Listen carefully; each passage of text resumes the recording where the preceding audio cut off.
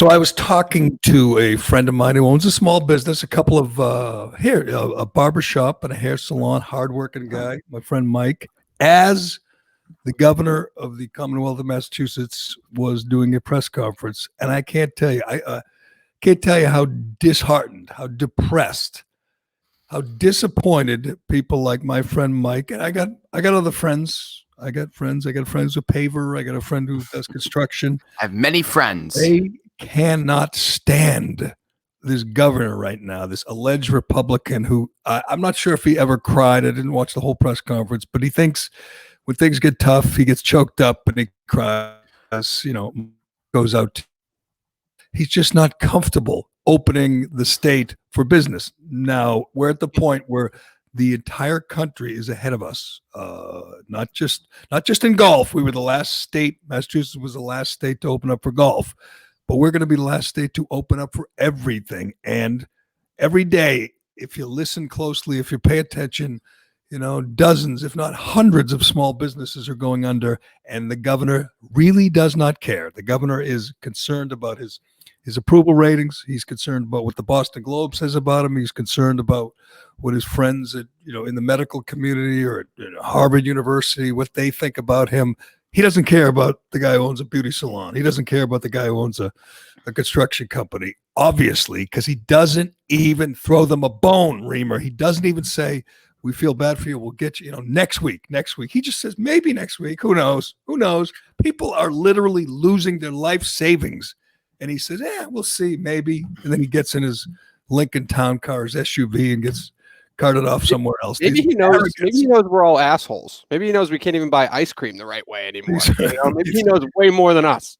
These people, and I mean, I'm not talking about, any race or gender or sexuality. I'm talking about these arrogant bureaucrats, some elected, some not, that just sit there and don't miss a check, don't miss a day of work, don't miss their pensions, and just say, you people can wait. The arrogance of these people is nauseating. I'm tired of it. I think we need, and I said this to my friend, just open up. If we get enough businesses to open up and fight back the way Elon Musk did yesterday, say, you can arrest me if you want. I have a job to do. I have a business to run. That has to happen. I think people have to take it into their own hands, take action, say, screw this cowardly governor and the rest of the bureaucrats who do not feel any pain.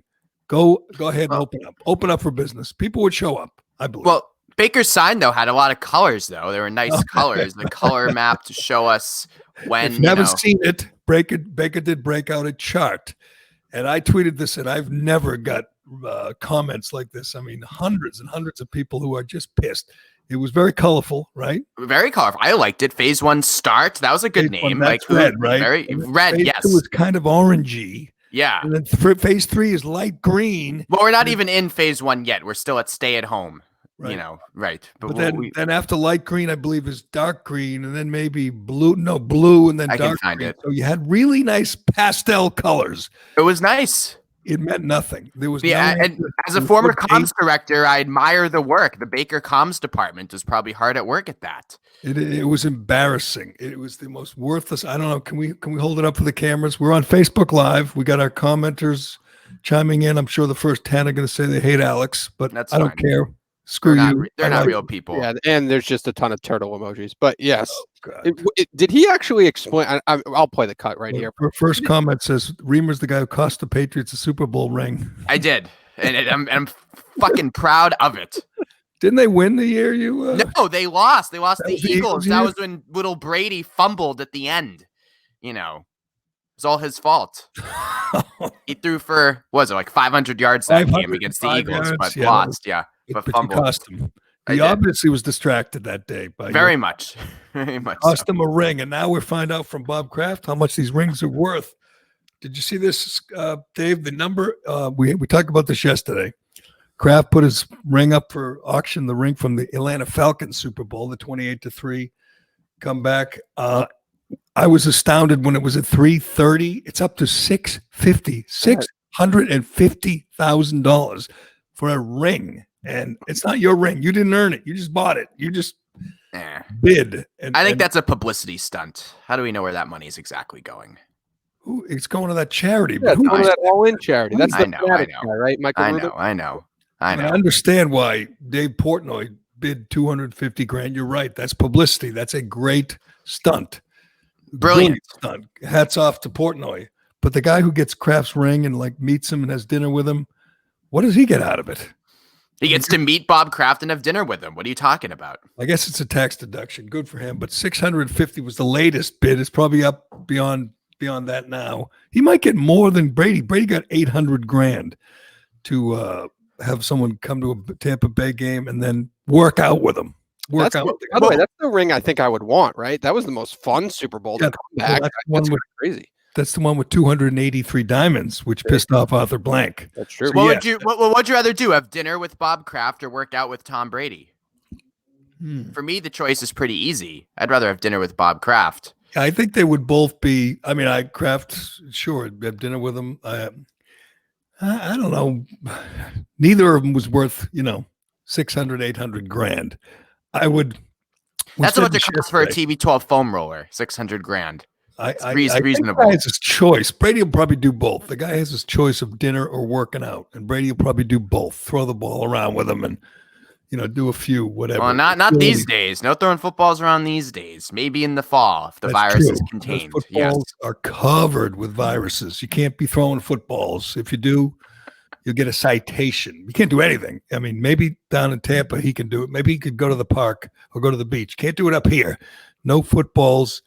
One of the dumber things, and I don't really care about this, we spent a lot of time on golf because it was so nonsensical that because you like golf as well. No, that's not why. That is. Yes. I don't play golf in Massachusetts hardly at all. I mean, I have friends that do, and I have friends that work in the golf business. But I asked for a reason why they can't be open, and no one could give me one. They're open now. You won. The public pressure won. The public pressure and those wonderful people out in the Worcester area, the Kevin Cullen's family, own family. The Cullen family. Yes. Cullen, that's when Kara Cullen, she led the charge. They opened. But yesterday, and you don't feel this, and I'm not saying, you work hard, you got all your dumb jobs, and, I don't know what Boston magazine's paying you, but no one's reading it. But disagree. Good. But there were people, literally, I know them, not all of them, but I know some of them who were watching the governor saying, please just let us try here. Let us try to save our businesses. And you know what Charlie did? Stuck his middle finger up to them, said, screw, I'm not comfortable. It is so idiotic. And I know that's being redundant when you're talking about these bureaucrats, but they don't care. They don't care. They say, oh, we're not comfortable. We got to be careful. They can't explain to you what would happen if these, if a construction company went to work today, totally social distancing, masks, they can't explain to you what the danger is. Oh, we'll have a spike. Why are you going to have a spike? We still have 25,000 cases daily in the United States, though, with many states still having these very restrictive measures. So you imagine the less restrictive we get, the more cases we will have. Why? Why? Because more people are out and about and around each other.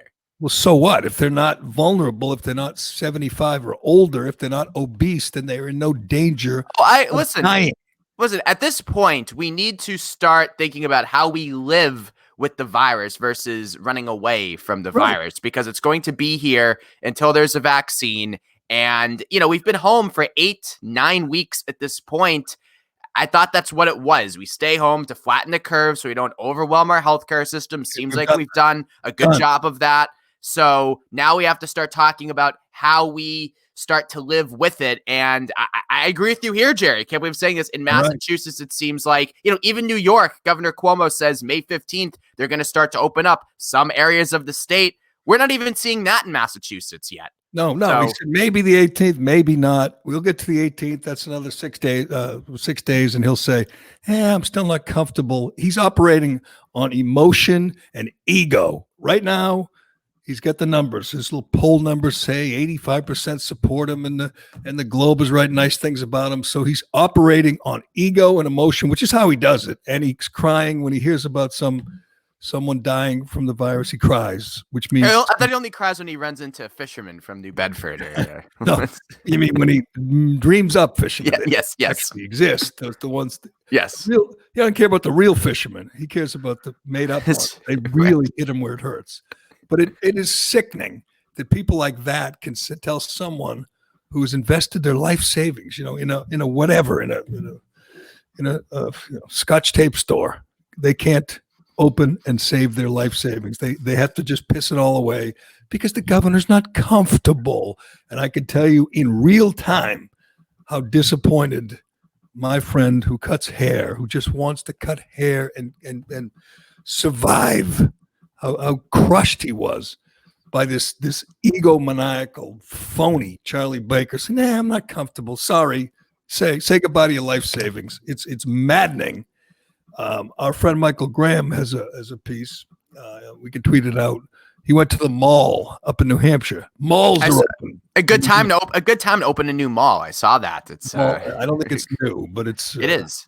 There's a new mall that opened, I think, like in Rockland, New Hampshire or something. That's not the one he went to, is it? I don't know. Whatever. He went to a mall, and he said it was busy for a Monday. Not really busy, but everyone had masks, and they were social distancing, and the food court was closed.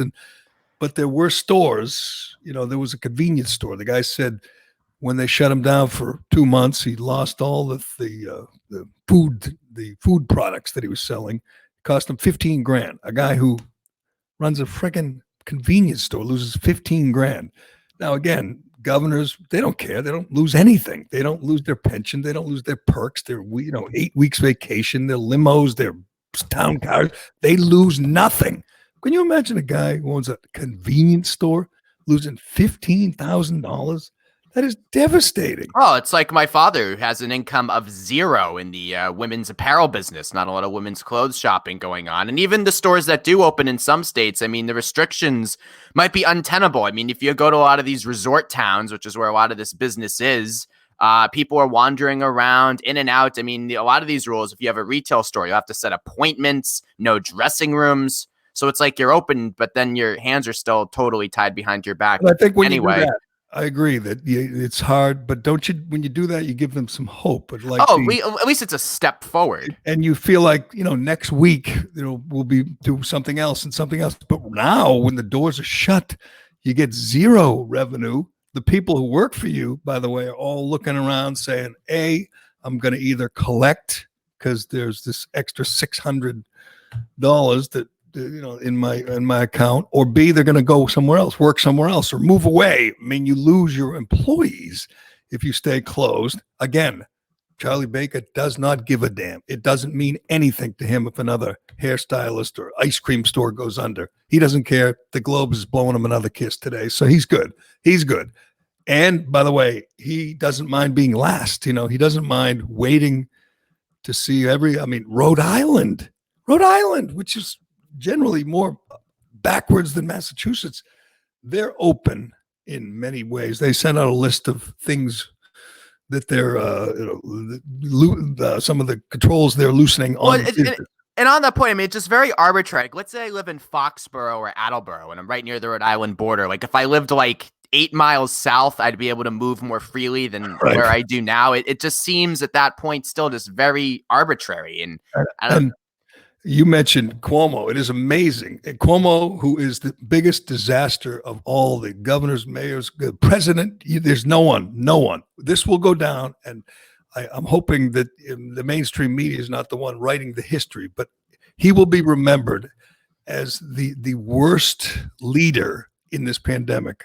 Thousands of people dead. I think the guy in the White House has that wrapped up, but go ahead. Not even close. No, you can't name a decision Trump made that comes close to the decision Cuomo made to put coronavirus patients in nursing homes and literally kill thousands of elderly people. Thousands of nursing home residents dead because of Andrew Cuomo. He's the real grandma killer. Yes, and he also used his budget to cut Medicaid during the pandemic too. People say if you want to go back to work, you're going to kill grandma. The guy who actually killed grandma, and he's not alone. They did it in Pennsylvania. That fool Tom Wolfe did it as well. But Cuomo literally sent coronavirus patients into nursing home, killing thousands of old people, old New York residents when he had an empty ship in the harbor and he had a temporary setup at the Javits Center. Rather than sending them there, he sent them into nursing homes. That's insane. That guy can't be president. He shouldn't even be governor. It's remarkable. If he didn't have the media sucking on his toes, he would be considered the great villain in this whole pandemic. And then he goes on CNN and he has his brother joking about how handsome he is. I mean, that's He's the very point. handsome. That's the point we've reached with the media. And I know you and I will never agree on it. You think the media is too easy on Trump. The media is pro-Trump, absolutely. It is. Oh yeah, you think Chuck Todd's pro-Trump? Yes. Do you think Jimmy Kimmel's pro-Trump? I don't know about Kimmel, but the way that they they still portray Trump as if he's a normal person, which is, again, doing him a favor. Just the opposite. And by the way, I watched yesterday. I don't know why I watched it, because they're so redundant. When his press conference outside, and they all had their masks on, and you could just see it coming when the CBS reporter, the Asian American woman, asked a question. He said, "Why don't you go ask China?" Which he said 100 times. But why did he say it to her, the Asian Because she American? asked a stupid question, or she said a nasty question. She did. Oh my God! Hold on though, but I do have to interrupt you here. I mean, it is unbelievable. Our president is such a baby that he can't take, a nasty question from any female reporter at the podium. I mean, it is quite a pattern he has. Do you think she and the other, Yamiche and Acosta and Jonathan, do you think they're looking for answers? Or do you think they're looking to get under his skin to get a charge of him? It was stupid yesterday. We have nearly 25,000 cases per day, 1,700 deaths per day still, whatever the number is. And we have these mission accomplished signs. Most testing in the world. Like, what kind of... How tone deaf is that, number one? And number two, who said it was a competition? I mean, and we don't have the most testing per capita in the world anyways. That's a lie, too. It is, but it's so transparent. They went from, do we have enough beds? Do we have enough ventilators? And when Trump and the federal government took care of that, they moved on to testing. Well, and you bring up the guy from whatever he's from, I forget the admiral's name, and he says, why do we need testing for healthy people? It doesn't make any sense. They literally criticizing the White House for having more stringent testing than the average people in the country. You're talking about the White House, the president. Well, how do you say though it's safe to totally reopen and go back to work, and yet the White House is clamping down on its restrictions and its testing? Well, they're doing that because mixed messaging. First of all, Donald Trump is vulnerable. I admit that. He should not be around people who might be positive. He is 70. He's almost 74. He's 1 pound away from being obese. He's the president. You can hate his guts like you do, or Chuck Todd does, but you got to understand that he gets extra protection. Do you realize that he gets a special car that protects him if someone opens fire, and he gets a special people that are called Secret Service agents? Right. People understand the president. But I would say the chances that the president faces an assassination attempt far greater than the average citizen. Whereas the coronavirus, Gerry, it's a great equalizer. Not sure if you heard that. Anybody can get it. So if I work at a food processing plant and I have to go back to a meat packing plant, but the White House, they won't even let you in without a test. It's a hard message to sell. It shows that you are willingly sacrificing portions of our population. Have you been tested? Have I been tested? No, I don't feel sick. So why should you be tested? I'm not saying I should be, but I haven't been tested either, and I'm more vulnerable than you, I think. You are. You are. You have some strange, I have a depressed immune system from other things. Why do I need to be tested? As Trump said, as the doctor said, if you don't have any symptoms, why do you demand? And yet the media thinks that's what they can get him on now. Well, no, because it's a simple thing. After another was testing. Because it's simple. We still don't have enough. And how do you reopen an economy? Consumer confidence. The only way people are going to be confident is if they know I'm going to go out and only be amongst healthy people. That's not true. You've seen people. They're showing up. They're showing up in restaurants. You see that restaurant in Colorado that opened up against the law? I did see that. Totally packed. People are showing up. They will show up. Testing, you get testing if you have symptoms. It's that simple. You can get tested. I've seen the locations around where I live where you could go and get tested for free. But if you don't have symptoms, why do you have to get tested? I mean, I don't understand. Because you could be an asymptomatic carrier, which is up to a quarter of cases. Well, first of all, I understand. I shouldn't say I don't understand why they kept asking. They're asking that because they're trying to make Trump and make America look bad, which is the objective of the mainstream media. When they show up every day, how can I make the orange man look bad? How can I make this country look bad? How can I prop up China or wherever, South Korea, and make them look better than we do? And I'll admit, Trump falls right in the trap. And she was right, that CBS reporter who accused him of, being racist because he told her to ask China. She's right. Everything is a competition with Trump. Everything. But aren't we at that point we understand that and we accept that? Everything's a competition. Everything. It's him versus Obama. It's him versus China. Him versus, South Korea, whatever. It's always a competition. That's how Trump looks at life. Don't you have to just give it up? No, because we're still testing. I see it here. Only 2.74% of our population. We don't have no idea still really where the virus is. Italy, 4.3%. Germany, 3.3%. They're ahead of us. Why do you have to be tested? I'm not saying me specifically, but those numbers show me that if you're even mildly symptomatic, you may not be able to get a test, which is a problem. You can. And by the way, most people don't need it. Who cares? Who cares if you're mildly symptomatic? Because you could have it and pass it to somebody else. Old people. Right now, we keep hearing about, we open up again, there might be a spike. You've peddled that nonsense too. Saying, it's only common sense, Jerry. If we know why is it common sense? If all the nursing homes are secure, all the senior citizen, all the assisted living places are secure, the hospitals are secure, what's the problem? You have to live in reality. Look, I have access to the vulnerable population. I am advocating starting to open things back up again, but you have to realize that's with the risk. And the risk is more people will become infected. Now, I think if you're young and you're healthy like me, you get sick and you're over it. And so what? Life moves on. I think we have to stop being deathly afraid, no pun intended, of being ill, of being sick. But you have to also recognize that when we do open things up, there will be more spread because more people will be out, more people will be around. That's just common sense. That's good. Common sense. I see. At least you've read up a little bit. I mean, more people, as long as it doesn't spread to the elderly or the obese, then you're not going to have a spike. And I think we've learned. I mean, even that idiot Cuomo isn't putting coronavirus patients in nursing homes anymore. He's like scolding the nursing homes, saying you got to do a better job of cleaning and testing your employees. And I'm saying, what? You're the fool that put sick people in with these old people and killed them.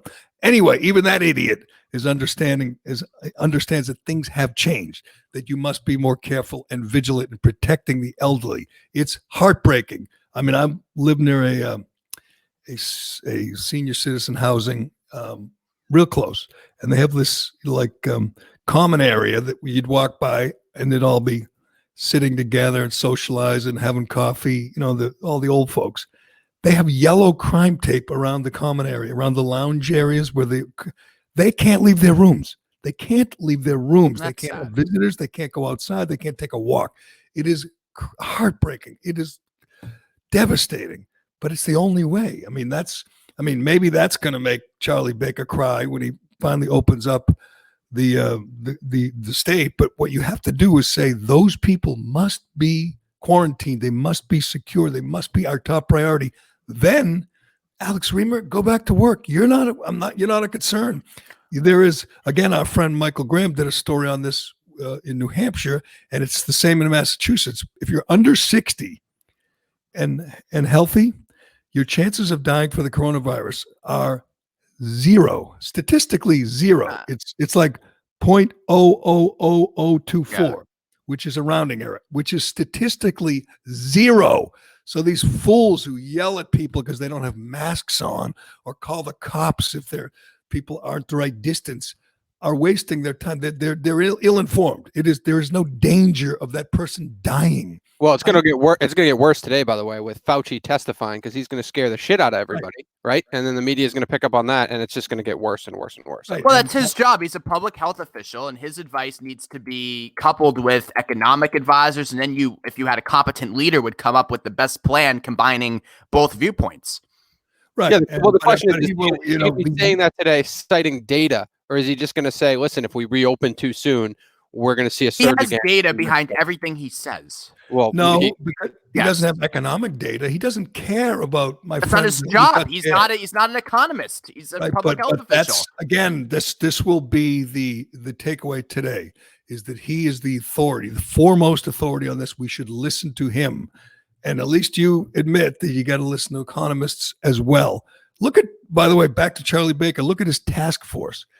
I think, what is there, 17 people on it, something like that. I don't believe there's any small businessmen. I don't believe there's any guys who own hair salons or own, Steve DeFlippo's on it. What do you mean? The great Davios. Right. That's not a small business. That's a big business. That's good. Good for, Davios. That's a big business. And then you have the usual collection of bureaucrats and hacks. They don't have a guy on there who has a construction company with 7 employees. They don't matter. And Fauci doesn't care about them either. I know he's a wonderful man. By the way, he said the other day that masks are useless. Are we listening to him or not? I mean, the mask thing, I think you wear it in enclosed spaces. There's a lot of evidence that shows it's a great way to protect yourself in enclosed spaces. But outdoors, no. I've always said no masks necessary when you're exercising outside. You can't breathe with them on. It's ridiculous. No masks on the beach. Did you know in Cranes Beach in Essex County, you have to wear masks? Did you know that, Gerry? No, on the beach? Yes, this summer, all summer long. Yes. So I guess you're not going there, right? Idiots. And the biggest idiots are the Karens, the nosy ones, the ones that want to preach to you and tell you what to do. They're the fools. I was walking my dog by the Boston Garden. Actually, I went in North Station and cut through, and I come out, and this homeless lady started yelling at me for having no mask. But it's good. And I says, why aren't you wearing a mask? I said, I got it in my pocket here. He says, you should have a mask on. And I look her over, and I'm like, you should stop defecating on the sidewalk. You said that to a homeless person? No, I made that up. Oh, good. I made that up. Are you kidding me? I don't want to mess with a homeless person. No, that's definitely futile. And she said, can I pet your dog? And I said, no, we got to go. Sorry. She was like, a little, I don't want to say scary, but just a little out there. Well, so she yelled at you, and then she wanted to pet your dog. That's good. Yes, she yelled at me, and she had a mask on. She's a friggin' homeless person wearing a mask. It's like these people driving with masks on. They're alone in their car, and they have the mask on, and they're texting, and they're not there, and they're like, no, seatbelt's not on, but they're get their mask on. Alone in their car. By the way, what is with that phenomenon that somebody driving is wearing a mask? Like I can't believe that all those people are Lyft and Uber drivers that I'm seeing every day. I'm seeing, like, every time I drive to my mother's, I see like 12 people wearing a mask. It's a 5-minute drive. Like, in their own car. I don't understand that. By themselves. It's just, I think people are getting better informed, but then they're getting mixed messages. Like you're making laws. Charlie Baker will make a law a week ago about masks. You need to have masks, right? And then yesterday he said, I think the fact that people are wearing masks has really slowed the spread. Like, what? We've only been wearing them for a week. What are you talking about? He's just making it up. And you have like dummies, these mayors saying, oh, I think if we keep our distance and wear a mask, we'll slow the spread. I mean, you don't know that. You really don't know that. They don't know what they're doing. They don't know what they're talking about. I think we've learned that by now, don't we? That these people do not know what they're talking about. No, well, I think we've learned that masks were bad. Now masks are required. I saw a child. Go ahead. I talked about this yesterday. I saw a whole bunch of kids, and you probably have too. You're around the city, 4, 5, 6-year-olds with masks. That's insane. That's, and I said it yesterday, that's child abuse, because you're putting a thought in your kid's head that this visible virus might sneak into their lungs and kill them when it is impossible. It's not going to happen. Kids aren't dying from this. They're not getting it. They're not giving it. Parents should understand that before they scare the hell out of their children, don't you think? Well, I saw a study from the Kaiser Foundation yesterday that 50% of people say that the coronavirus pandemic has had a negative effect on their mental health. And you wonder what the percentage is for children. I think it's probably larger. Good question. I mean, I think we're going to raise a generation of little Howie Mandels, guys, don't touch things and no one's shaking hands. And I met Howie Mandel once. You did? He made me give him no, I tried to shake his hand and he put up the fist for the fist pound. This was back in 2005. He was ahead of the curve. He was way ahead of the curve. Yeah. So was Trump, by the way. Trump never shook hands until he started running for office. But another friend of mine who owns a hotel, a small little motel down the Cape, very upset that Charlie won't let him do business. I mean, it's just maddening that he just ignores these people that are the backbone of our economy, ignores them, doesn't care about them. And guess what? The Globe and all the usuals, his approval rating will go up. It's amazing. It'll go up because he had a little tear in his eye and he said, well, I don't want to hurt anybody. I don't want anyone to die. Well, it would be better, though, if every small business actually could get access to these PPP loans, which many still can't. That's the issue, too. You have a federal government that gives us no support, which is awful, but that's unfortunately the reality. So we have to kind of figure out how to work around that. What's it been, 8 trillion? How many? I can't even keep track of. And how much has gone to major corporations? I mean, I don't know. Too much. I don't think anyone should get anything. I think they should go back to work. That's what should have happened a long time ago. In fact, if you saw Shelley Luther, the woman in Dallas who cut hair, got arrested by that Obama judge. She didn't. She said, I tried to get the loans. It didn't happen. I just said, I got to go back to work. Well, she tried to get the loans. It didn't happen. That's the problem. We have had an incompetent federal response to this. Totally incompetent. Did you think it was going to be smooth? Chaos.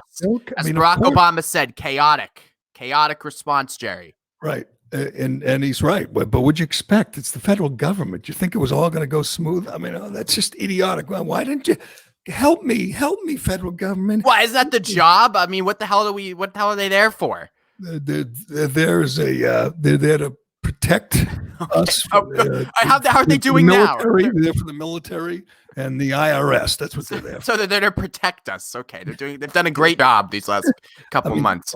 Did you think it was going to go well? Not with Trump. No, it had no chance. Oh, yeah. I'm sure if with Obama, who spent $3 billion on a website, I'm sure that would have gone great with Obama. We'll get to Obama now. And I think, let me just make sure Obamagate is still trending. You have to explain to me what it is, because the president doesn't quite know. Couldn't be simpler. I mean, Obama couldn't be simpler. Obama spied on the Trump campaign. He led the whole effort to spy on the Trump campaign. And then when Trump won, believe me, if Trump had lost, we'd never find out any of this stuff. That's why they thought they had, as Peter Strzok and his lovebird said, they had an insurance policy when they thought they were going to stop Trump.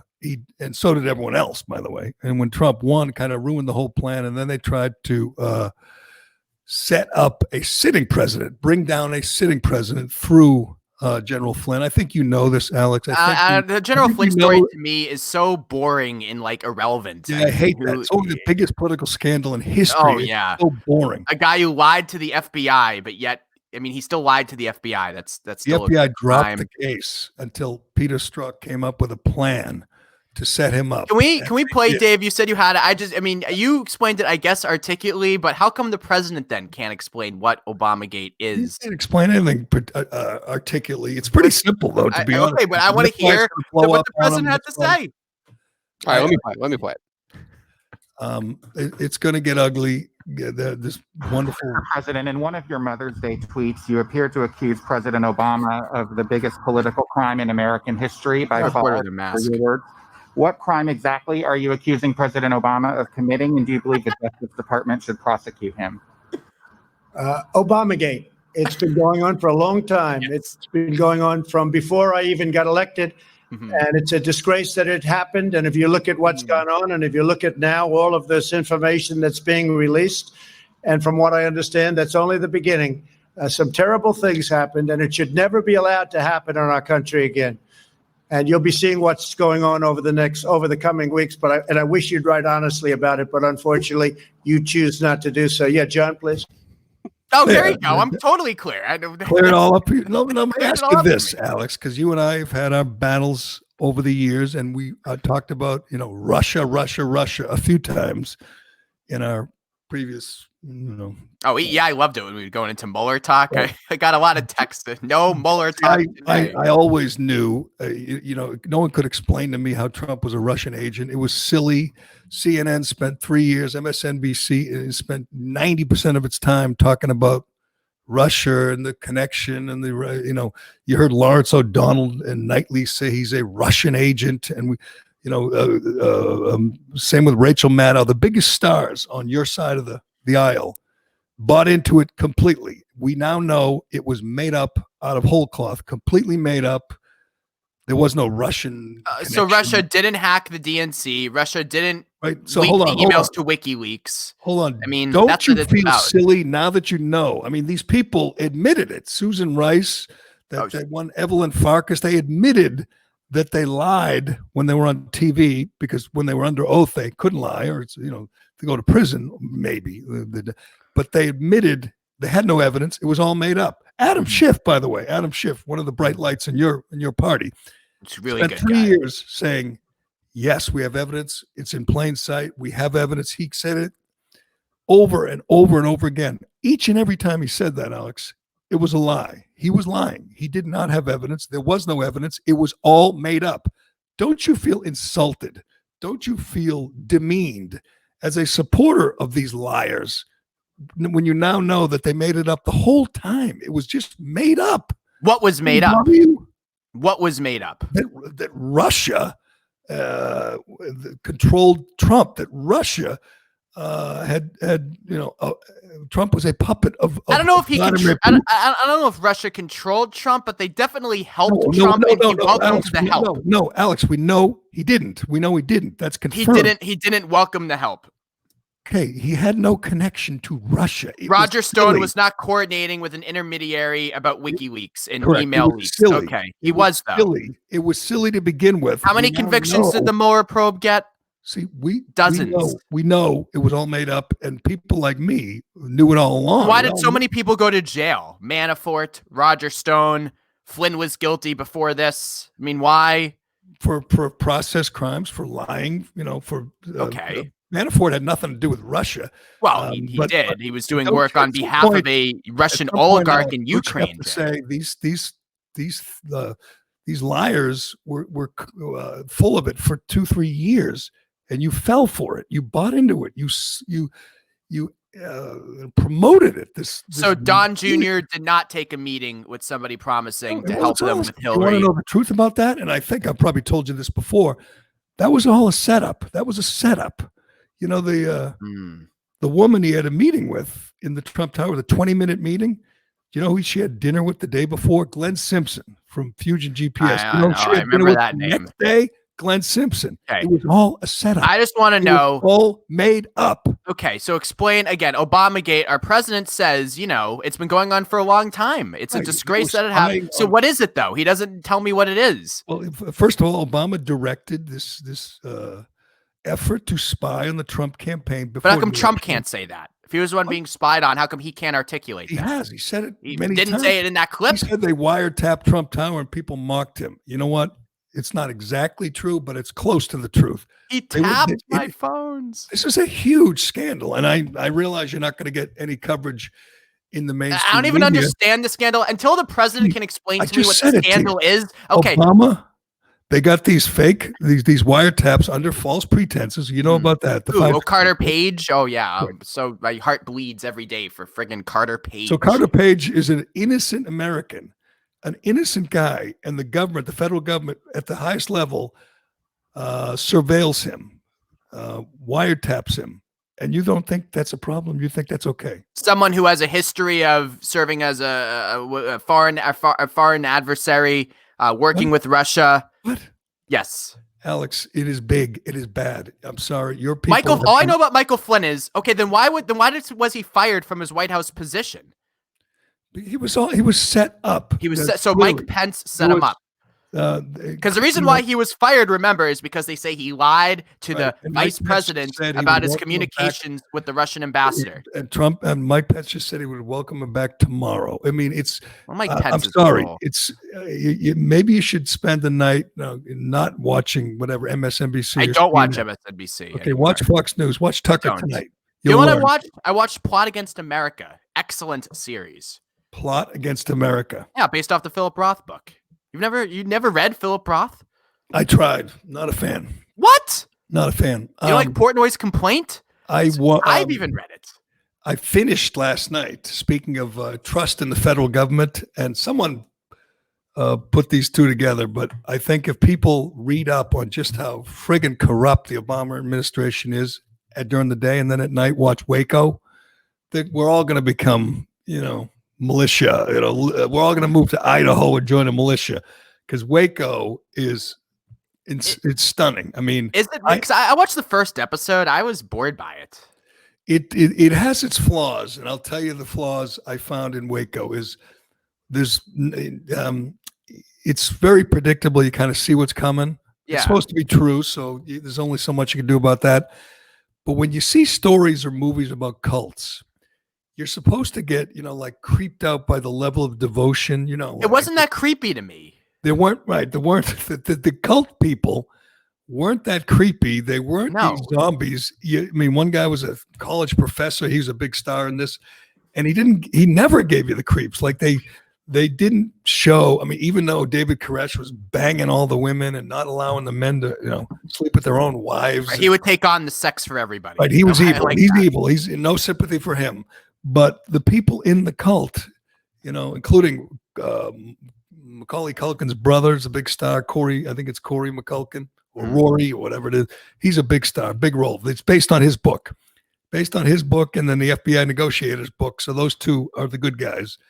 But there's not enough creepiness in the cult. It never gets to the point where you go, oh my God, these people are insane. They are, because they devote their life to this nut, but you don't see it. And the other thing is the FBI bad guy. There's one bad guy, and then there's this real fat guy. They're both bad.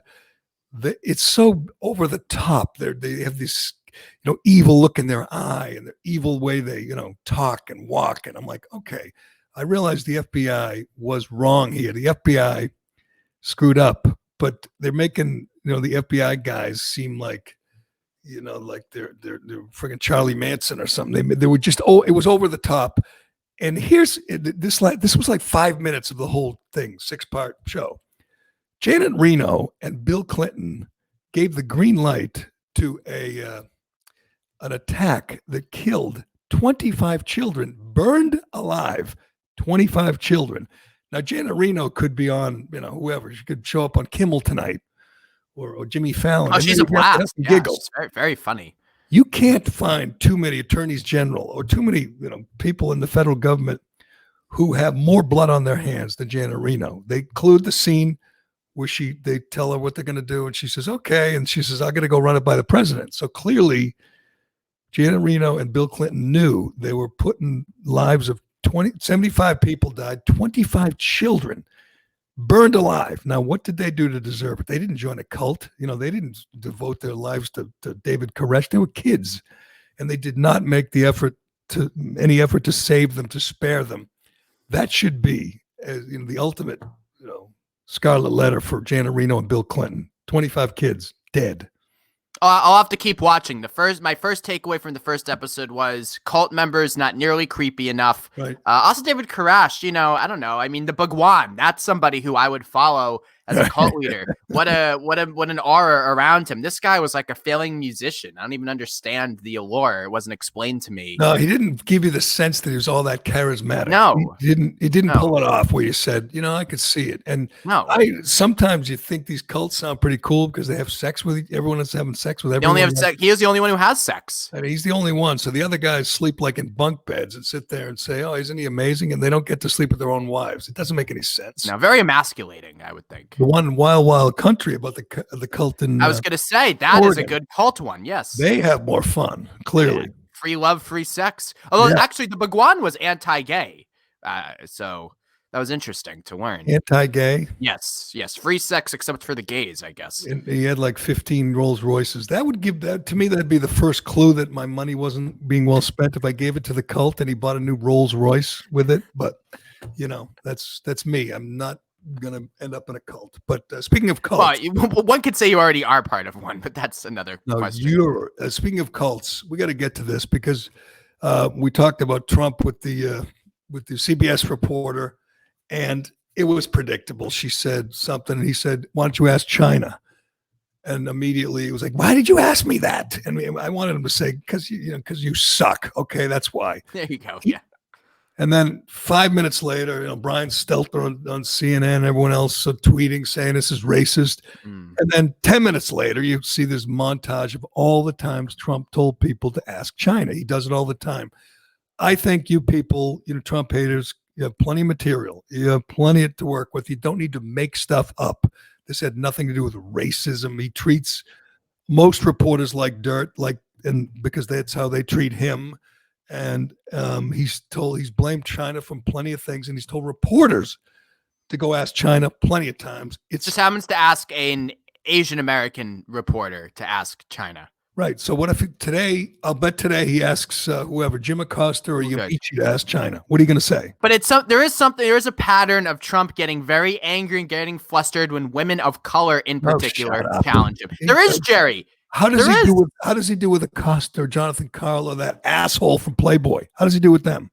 I don't know what the asshole from Playboy is. Yes, you do. Not well, but I know whether you're a Michiel Sindor or Caitlin Collins even, or this woman yesterday, you're a woman especially, and you challenge Trump, he can't handle it. Okay, Alex, what's the difference with those people you just listed and Jim Acosta? Because there's more venom with the Playboy women. Asshole. What's the difference? Has he ever ended a press conference when Jim Acosta tried to ask a question? No. Probably. I'll have to go back. He hasn't. He treats him, he hates him more than he hates any of the reporters. It's silly. He does not treat women worse. You know what? I'll give him credit. He treats them as equals. He hates them all, but he still calls on them. I would just shut them out. But what a baby! How can you watch any of these press briefings go, this is a good, stable leader in a time of crisis? I mean, this is such a baby who, on Mother's Day, in the middle of a pandemic, is tweeting QAnon conspiracy theories. I mean, how nuts? Don't get started. I don't want you going off of QAnon again, but. I'm not a fan of the tweets today. He's tweeting again this morning, another tweet storm. And I don't know, man. Can I have a question for you, actually? Can I ask you a question? Of course. Okay, so you're big on this limiting speech, right? To people's voices are getting suppressed. The government, Facebook, all these big tech companies suppressing speech. So how come Donald Trump can literally tweet for Chuck Todd to be fired, right? And these free speech people on the right don't say anything about it. Why? Because there's nothing to do with speech. We can play it. He deceptively edited a tape. He lied to make William Barr look bad. I mean, he lied. He got caught, and everybody knows what he did. And then they lied in their apology, which was a embedded tweet response to somebody. If you missed it, Chuck Todd on Sunday, Chuck Todd, who's just the biggest asshole on network TV. He's just smarmy and dumb, and he hates Trump. I understand, but his show is devoted to making the administration look bad. Look good, yes. I can't stand the sight of Chuck Todd. I'm not sure why he's there. I mean, does he strike you as a great talent? No, I'm not a big fan of his. Terrible facial hair too. Creepy. And not only is he the host of that awful Sunday show, but he's like the political editor. He's like the boss. So it's on him. He made the call. He just completely lied about what Barr had to say. I don't know if you can play this now, Dave, but you want to play the back-to-back? It's the best case you'll ever see of media bias and I think it would at some media outlets, and there aren't many left that in respected media outlets, it would get you fired. This is a fireable offense at some places, sure. You brought up Bill Barr. Peggy Noonan, I want you to listen to this Bill Barr answer to a question about what will history say about this. Wait till you hear this answer. Take a listen. When history looks back on this decision, how do you think it will be written? Well, history's written by the winners, so it largely depends on who's writing the history. I was struck Peggy, by the cynicism of the answer. It's a correct answer, but he's the attorney general. He didn't make the case that he was upholding the rule of law. He was almost admitting that, yeah, this is a political job. All right there. Looks bad. You want to hear the full one? Yeah, hold on. That is as dishonest as you can be. I mean, that is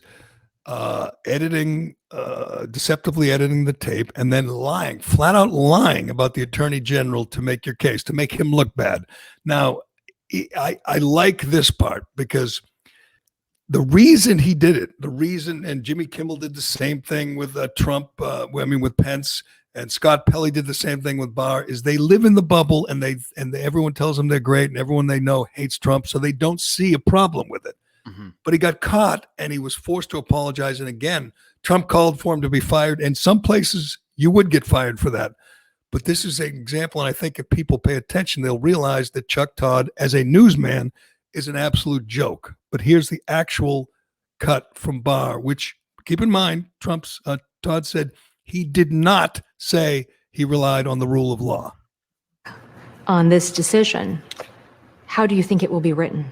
Well, history is written by the winner, so it largely depends on who's writing the history. But I think a fair history would say it was a good decision because it upheld the rule of law. It upheld the standards of the Department of Justice, and it undid what was an injustice.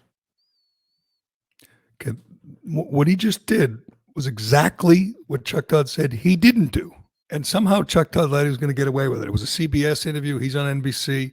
So he got the tape, cut it up, presented it as something it was not, put his guests or whatever, Peggy Noonan, on the spot. She's a conservative, right? Peggy Noonan, Gerry, you should like her. He got caught. Now, that doesn't bother you at all?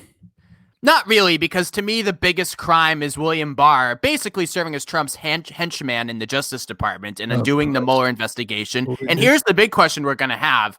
Before the November elections, we will have a show trial of Barack Obama, and that will be the ultimate descent into third world authoritarianism. No, the third world authoritarian is Barack Obama. Who used the IRS to go after his political enemies. God, because he wore a tan suit one day and didn't salute army men with a coffee cup. I missed that. That was the big scandal. He saluted with a coffee cup. No, the big scandal is roiling, and if we had an honest media, we would all know about it. It's going to be hard. It's going to be hard at this point for the media to cover for their hero, Barack Obama. Well, I will say, I will try. I will examine Obamagate when the president of the United States can tell me what it is. Then I will start taking it seriously. Until then, I don't know. He used the federal government to spy on his political enemies. That's what he did. If that doesn't bother you, then you're hopeless. But anyway, and we don't have to play it all, but Jimmy Kimmel lied about Mike Pence, pretended he was moving empty boxes. We know that. Thought he would get away with it. Got caught. That's the good thing.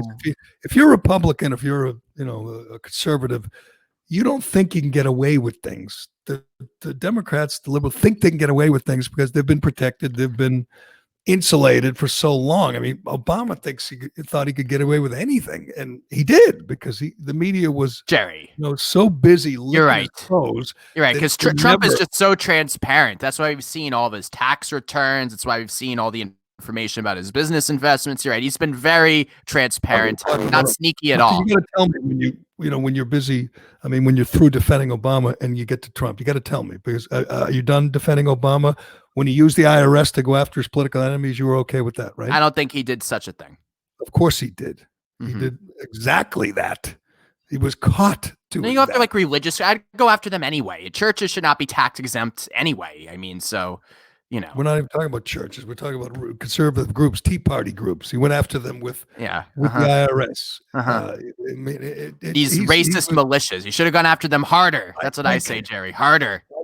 I think it sounds crazy, but when all is said and done, when the history is written, finally, we're going to realize that Obama was one of the most corrupt presidents. Well, Barr's right. I mean, history is written by the winners, and they won in 2016, and they're going to probably rig the election for 2020 as well. And then, and then Obama will be painted as this criminal. You're right. Rig the election.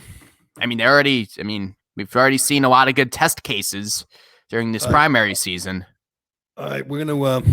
I'm gonna talk about Shea Concrete, and then we're gonna do some sports. Alex, you want to do some sports? You want to talk sports? Not really, but go ahead.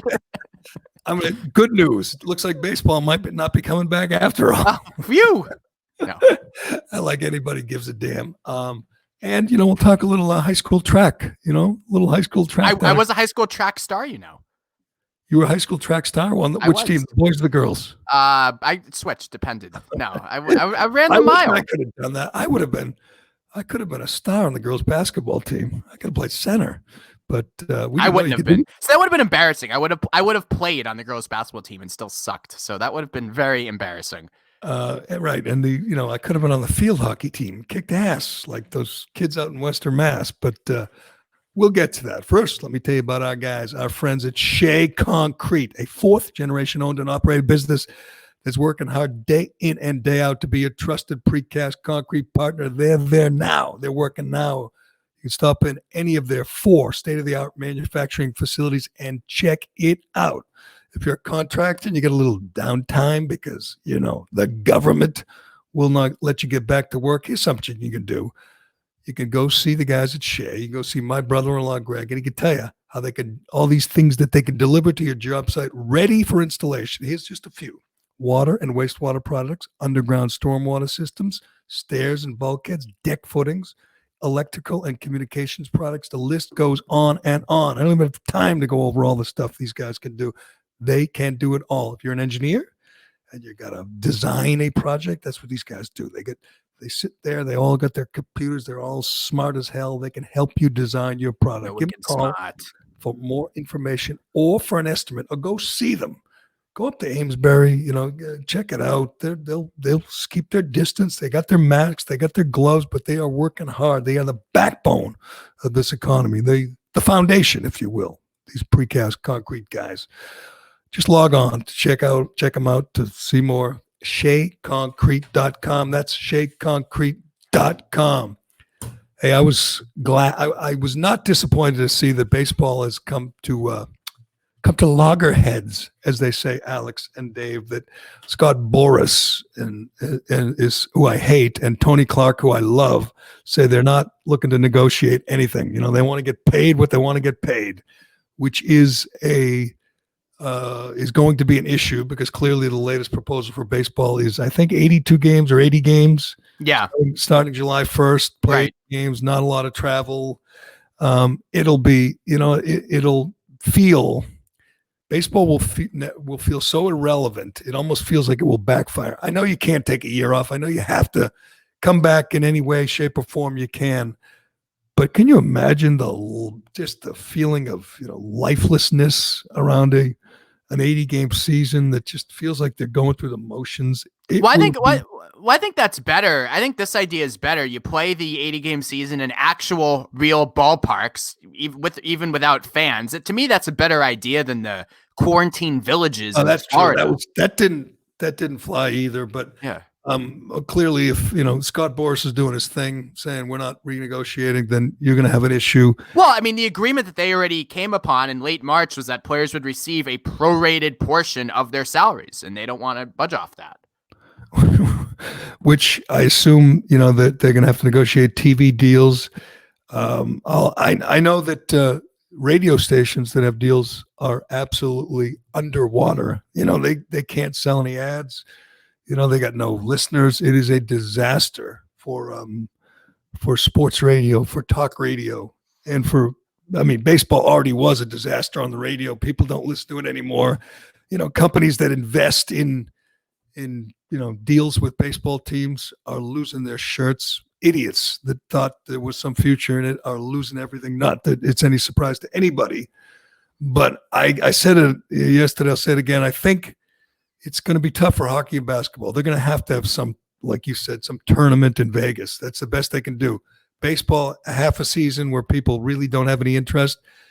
Football, I think, is going to signal the beginning of normalcy for not just sports, but for everything. It's going to be this great, reopening in September. It's going to feel that way. If people go back to school, as they should, kids go back to school, colleges, and then you have college and NFL football in front of small crowds, not nobody, but in front of small crowds where they can keep their distance, that will be like a national holiday. The day that NFL kicks off, that'll be a national celebration.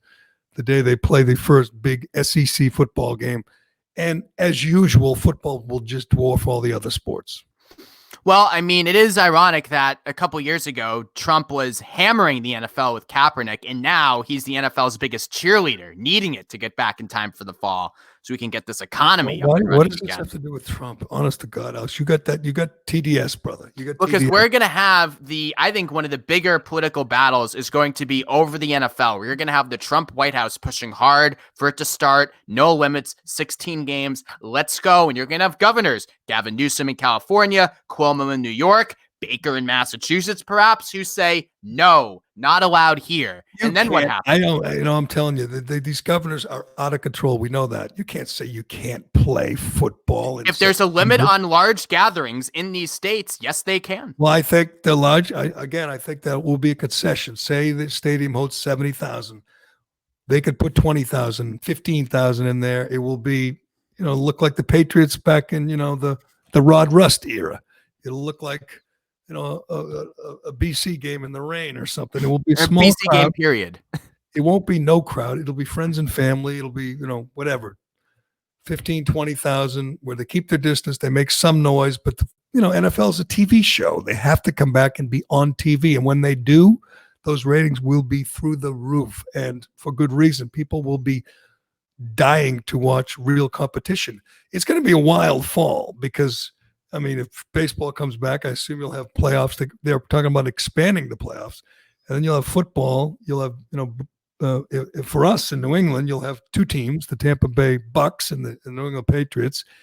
Every weekend, there's like a major in golf. I know you're not a big golf guy. I am. There'll be like every weekend, there's going to be the Masters one week. The next week, the U.S. Open. They'll be cranking out these majors.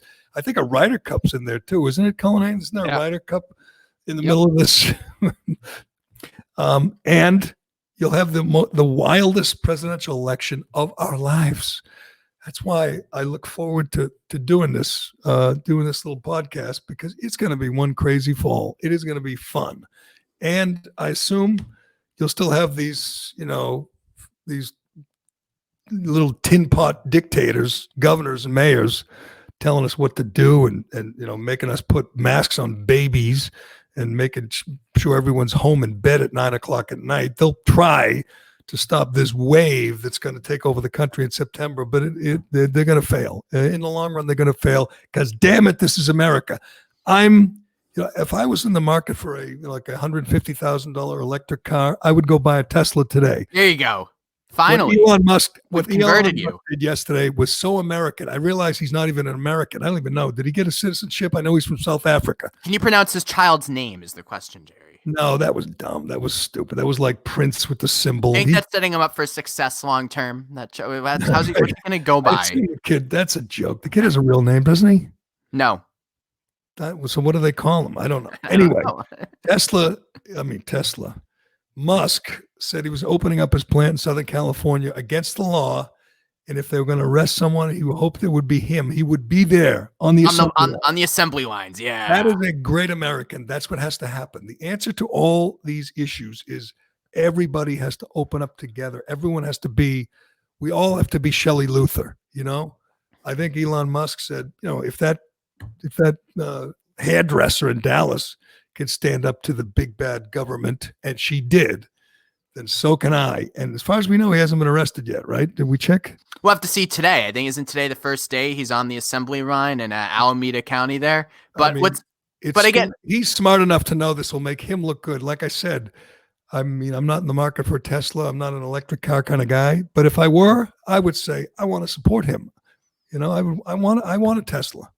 Yeah, but this is again a situation where somebody else did the dirty work for somebody like Elon Musk. Like Shelley Luther did the dirty work. Elon Musk was on his earnings call, I think that was last week or 2 weeks before, complaining about this whole thing, and no one, he made a headline or two, but no one blinked. Now everybody's kissing his ass over his comment because other small business owners took the real leap, in my opinion. Right. But this is a big business owner. But here's the issue. I mean, these assembly lines, you talk about areas where there's spread. I mean, these are people working in closed quarters, not a lot of ventilation. I mean, these are like petri dishes. You have an issue now. Like, let's say I work at Elon, let's say I work at Tesla on the assembly line. I have a pre-existing condition. I'm at high risk for this. Now I have to go back to work and risk my life or lose my job. Hold on.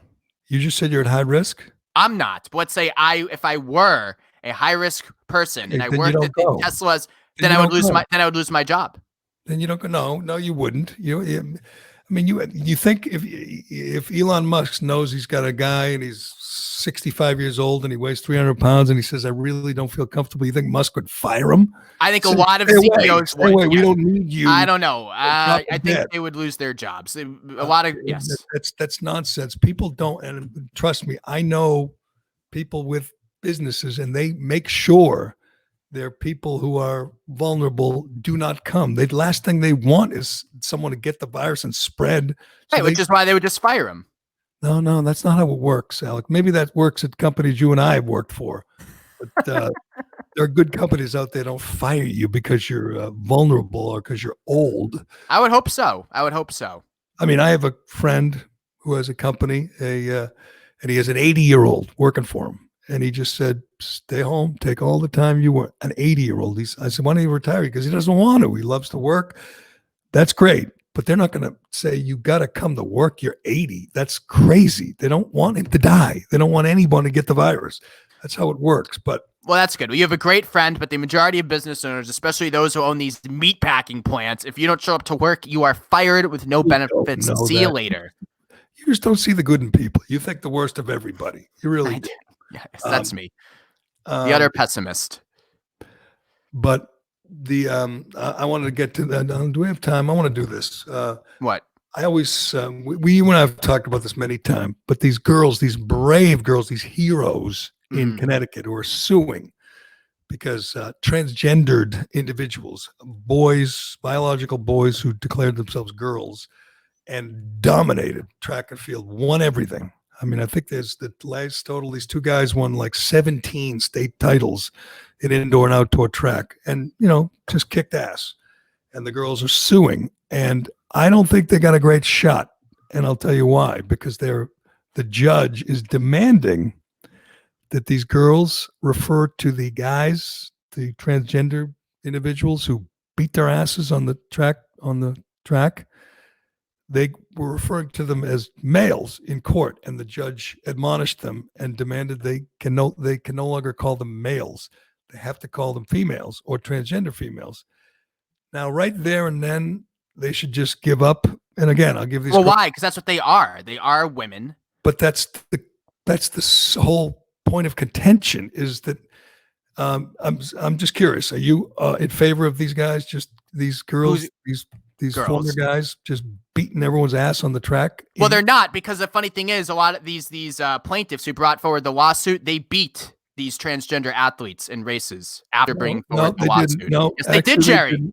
No, I got the story right in front of me. I'm the deputy editor of Outsports. We cover this every day. Those plaintiffs, well, you don't do it honestly. They won races. If you think this is fair, they have 15.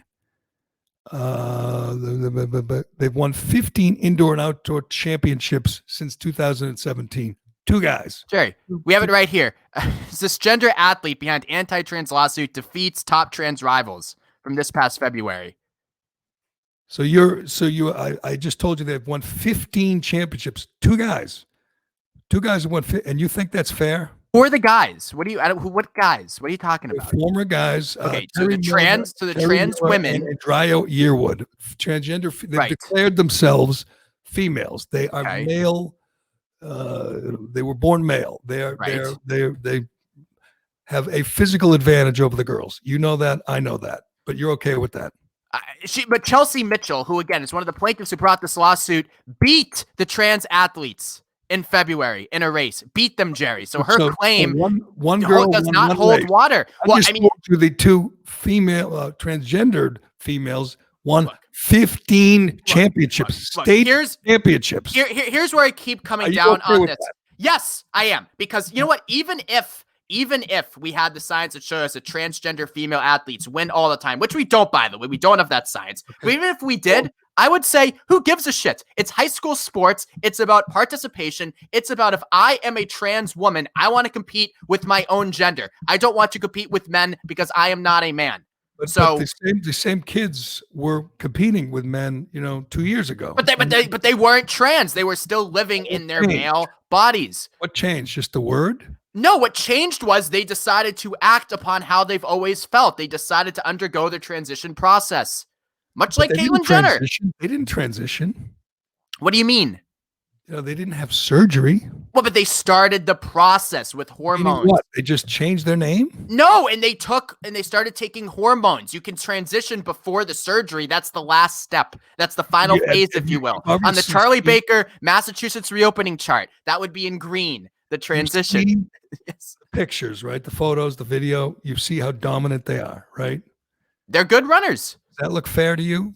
Yes. It does. I guess I'm old. I remember when girls mattered. I remember when girls stop had it. But rights. this is my issue. This is not for the sanctity of high school girls athletics. You don't give it. And if you did, it's amazing that you're not even allowed to. They're basically suing, saying that they're males because they're so dominant in this sport, and they're not allowed to call them males. I mean, they're not. That's what you call what's this judge's name? That's what you call a biased judge. That's why they want him. They're not men. Robert Chitigny, who's like 68 years old. Do you think, his whole life that he thought boys who decided to change their name and change the way they dress are girls? You think he always thought that? I think it's a little more involved than that. And no, he probably didn't, but he's evolved. I mean, do you think that, someone who's 80 years old once thought that interracial marriage was the right thing? No, but they've evolved over time. Do you think these girls have any right at all? I mean, any right to complain about this when they're getting their asses kicked? Again, I don't think they're getting their asses kicked. They are, Alex. Just went over it. I don't know how many times I have to say it. But even if they were, again, two guys, 15 state championships. Oh my God. Even 15. You don't give it. It would be weird if you, as a 65-year-old man, cared so much about high school girls' athletics. First of all, that'd be very strange anyway. The FBI should be following you. That's who we have to call out injustice. And that's what this is. It is not fair to the girls. You don't care. And I understand you don't care about girls. You don't care about. You're right. I don't care about girls. You're right. I don't. You don't think they have any rights. They don't matter to you. This is about cause. They don't. And you applaud this. I think these girls have rights. I think they should at least be heard. I give them credit for courage because it takes courage to step up in this day and age. Well, they are being heard. No, the judge said the judge is basically throwing their whole argument out. Here we go again. Chelsea Mitchell. You have to call them females. Their whole complaint is they're not females. They shouldn't be racing us. Chelsea Mitchell, one of the plaintiffs, outran Terry Miller 2 straight weeks in February, winning an overall state title in Connecticut.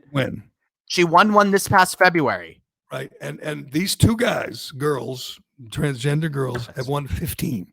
Those should be good. They should have gone to girls. It's like the college kid at, was it Franklin Pierce? He was a good male runner. Not great, good. He came back the next year as a female and dominated.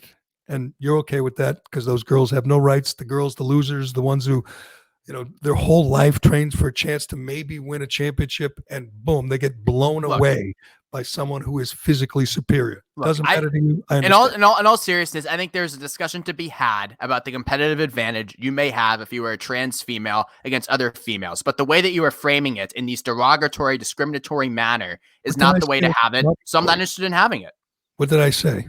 You're calling them men. They're not men. They're girls. Calling them males in court because that's their whole argument. No, but they're males. They shouldn't be with females. That's the whole argument. Now they might lose.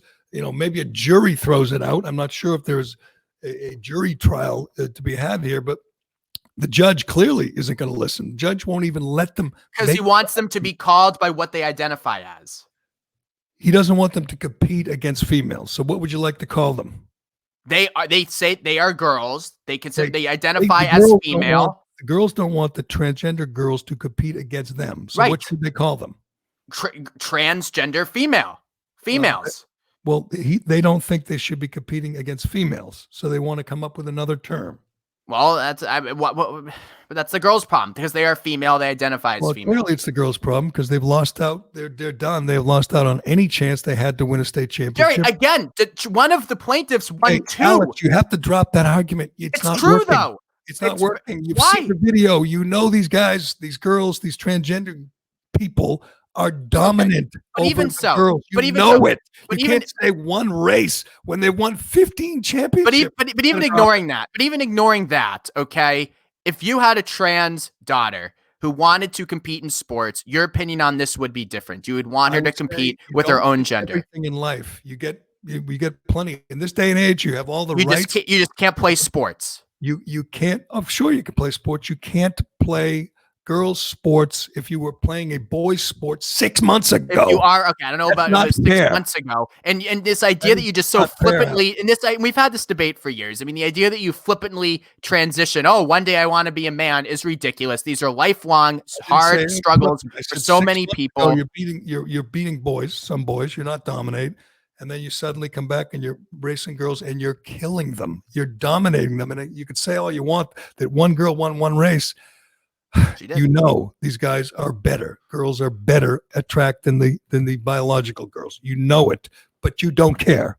Just admit it. You don't care. In the grand scheme of thing, if we're talking about high school students being allowed to play sports with the gender they identify as versus the sanctity of fucking girls track, yeah, I'm going to go with high school students being able to be comfortable and confident. Yes, I think that is more important than friggin' girls track. And so do you, unless you're a weirdo and are obsessed with girls track. I'm old-fashioned. Really, I think girls still have rights.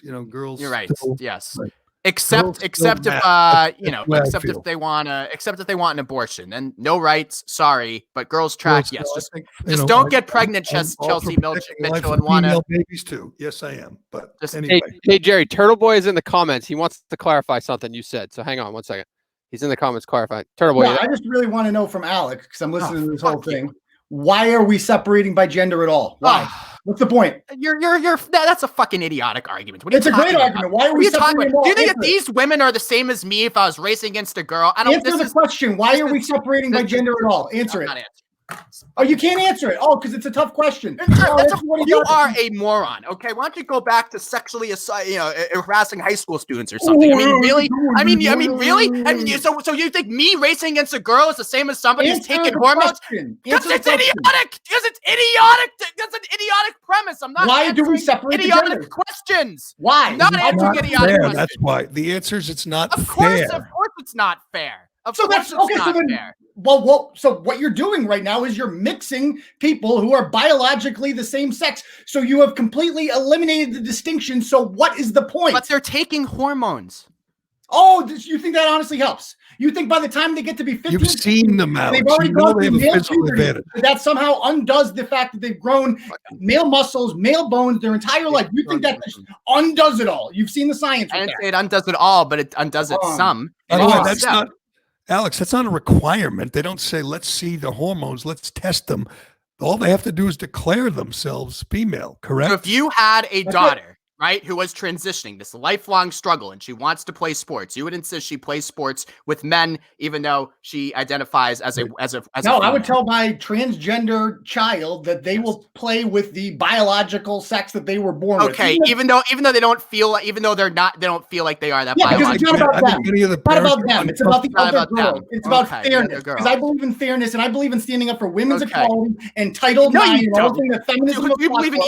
You are a misogynist. You are a sexist. Okay. You hate women. You hate girls. You don't. This is stupid. That's true. You hate girls.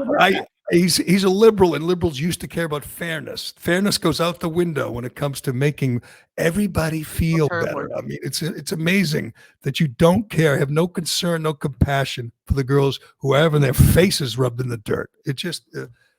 You've lost your mind. Whose faces are rubbed in the dirt? Gerry, in my opinion, if you grow up trans, your face is rubbed in the dirt every single minute of the day, pretty much, growing up.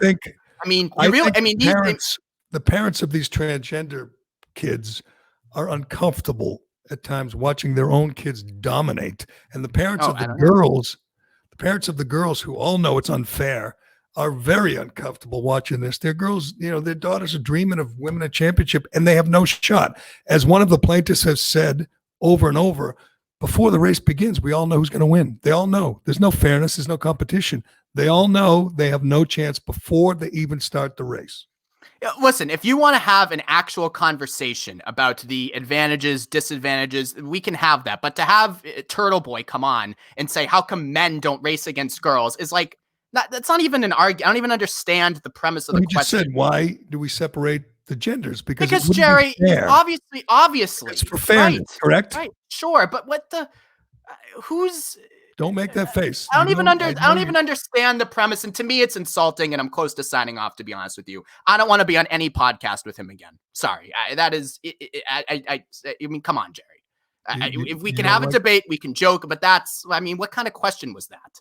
It's a good one. It's not a good one. It's a terrible question. Why?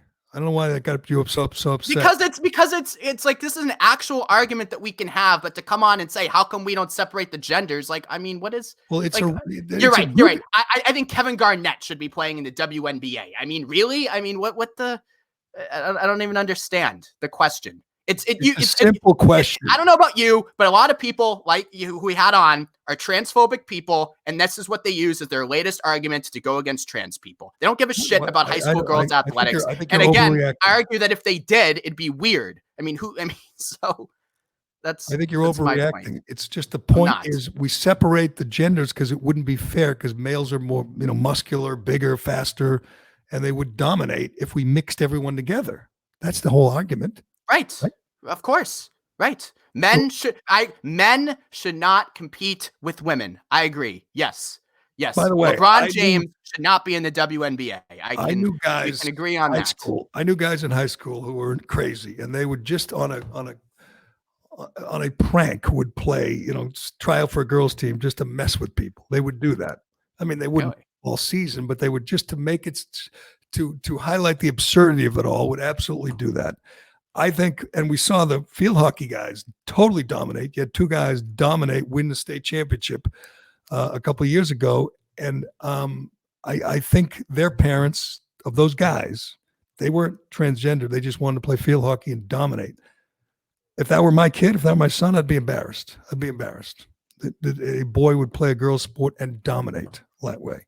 Now, they're not confused about their gender or exploring or any of that. And for that, I have great sympathy, but these guys were pointing out, inadvertently, I guess, pointing out how unfair it is to have boys go against girls. They're just faster and stronger. Alex, you admit that. Yeah, if boys were going against girls, I agree, but these are girls going against girls. Physically, muscularly. They're taking hormones. Are you sure? Yes, I know you're the expert. I've read about that. Yes, I'm an expert. I've examined them all. I've gone through the medical records. Yes. No, they are taking hormones. I've done lots of shows with you. That's the closest I've ever seen you to storming off. Because I'm like here. I've been like actually on like, a highly rated morning drive show. And, you're bringing on somebody who, is like a substitute teacher in high school, like trying to like badger me. I mean, I don't even understand. I didn't do it. Talk to Cullinane. I know.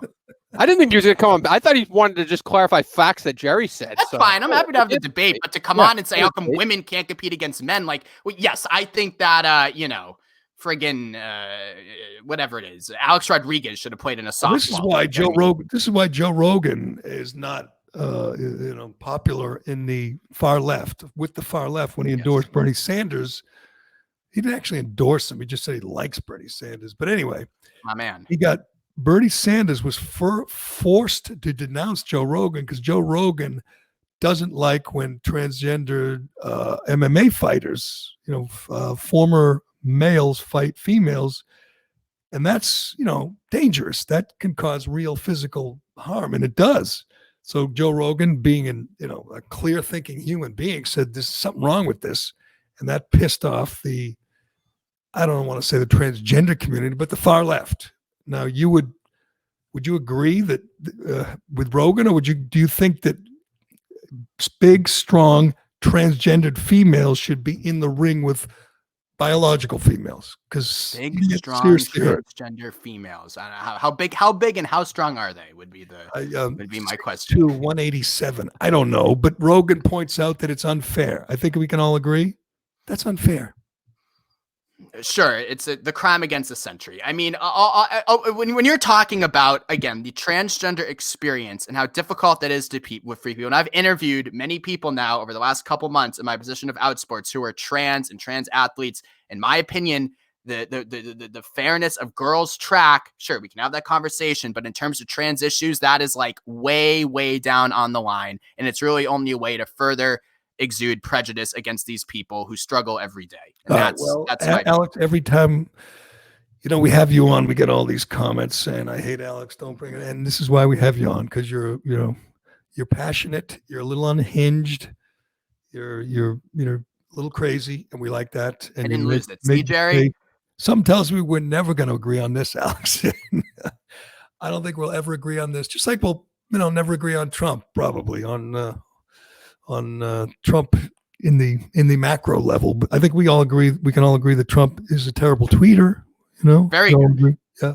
I agree. I think Trump should be wearing a mask and should be distancing because he is very vulnerable. We'll see how that plays out. I still sticking with my prediction that someone really, really important is going to get the virus. Well, here's my question though, before we sign off. And this is, I think, on your side. So we hear all the time that Katie Miller, right?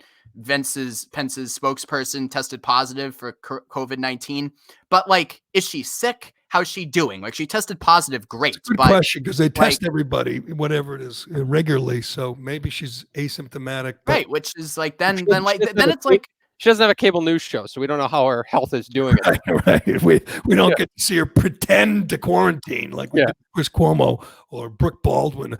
But the problem is not Katie Miller. The problem is Donald Trump, Dr. Fauci, Joe Biden, Nancy Pelosi, Mitch McConnell, Dianne Feinstein, Ruth Bader Ginsburg.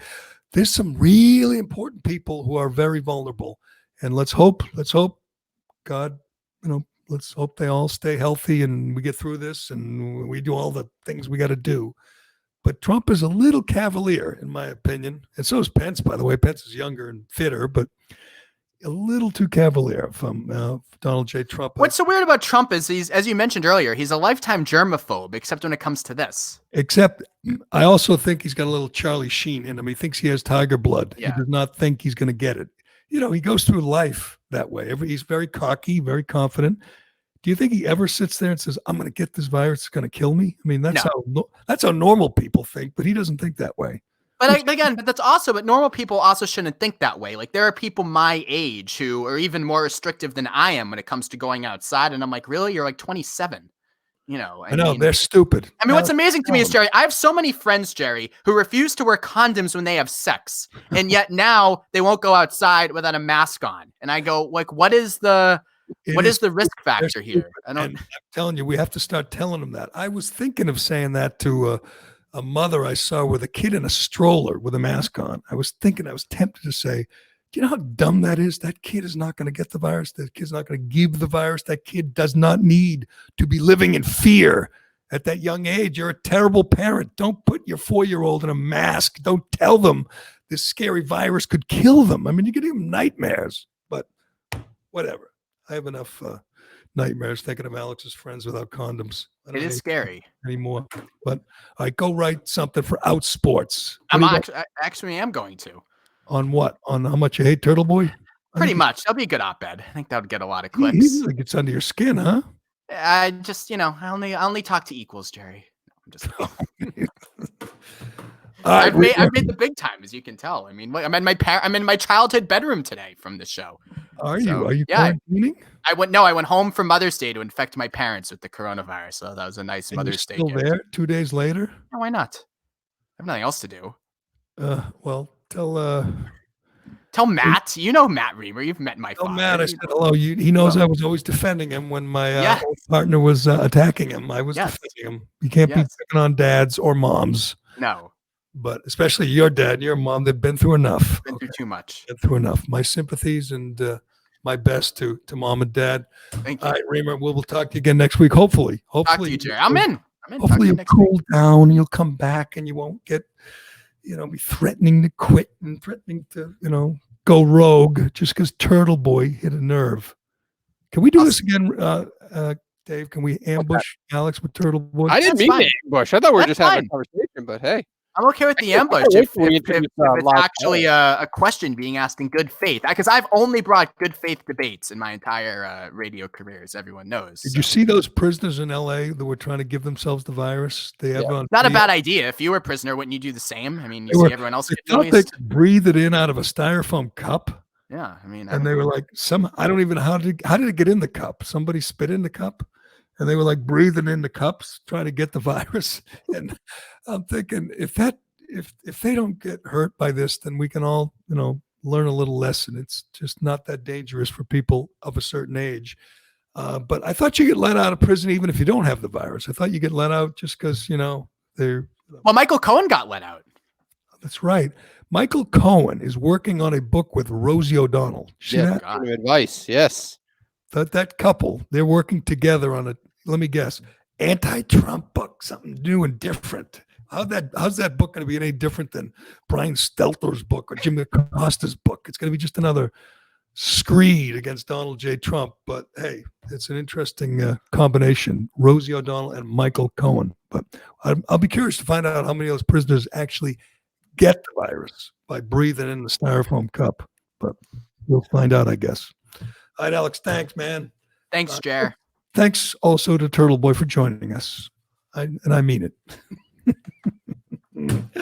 I miss those days when unhinged Alex just went off the rails. I miss those days. But anyway, thanks to Shea Concrete, and thanks to Allied Paving, and thanks to our friends at DCU. Thanks to everybody for listening and for rating and reviewing. You're right, Cullinane. I checked it out. We got a bunch of new reviews, a bunch of good ones. I'm sure we'll get a bunch today. The usual Alex hatred, but maybe some Alex support. Hey, reviews are reviews, ratings are ratings. So we're Apple Podcasts. By the way, can you a lot of today? That's why we have them on. There'll be some reviews today. Leave them, Apple Podcasts. Leave them, baby. I reviewed. Tell your friends. We really appreciate it. I'm Gerry Callahan. This is the Callahan Podcast, and we'll talk to you again tomorrow morning.